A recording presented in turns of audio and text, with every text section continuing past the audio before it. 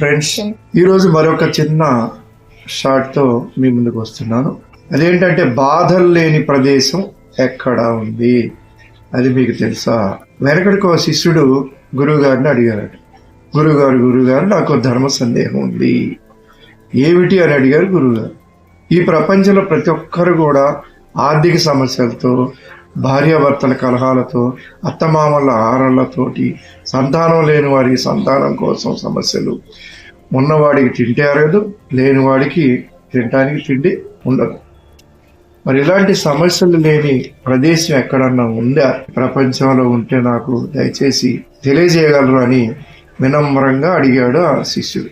లేకేం, నాతో రా అని గురువుగారు ఊరు బయట ఉత్తరం దిక్కుకు తీసుకెళ్ళాడు. ఎందుకంటే ఉత్తరం దిక్కులో బాధలు లేని ప్రదేశం ఒకటి ఉంటుంది ప్రతి ఊళ్ళో కూడా.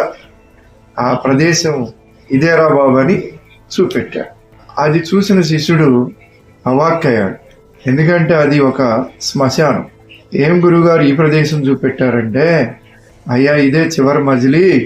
ఈ మజిలీలోకి వచ్చిన ప్రతి ఒక్కడికి కూడా భార్యాబాధితుడైతే భార్యతో ప్రాబ్లమ్స్ ఉండవు, అప్పులో బాధితుడైతే అప్పులతో సమస్యలు ఉండవు, పేపర్లో వచ్చే న్యూస్లు, టీవీల్లో వచ్చే న్యూస్లు, మరి ఏ రకమైన సమస్యలకు కూడా స్పందించే అవసరం ఏమాత్రం లేని ప్రదేశం ఏంటంటే ఇది ఒక్కటే. కాబట్టి ఇప్పటికైనా తెలుసుకో, మనం బతుకున్నంతకాలం సమస్యలు ఉంటాయి. సమస్య లేని ప్రదేశం అంటే శ్మశానమే. Thank you.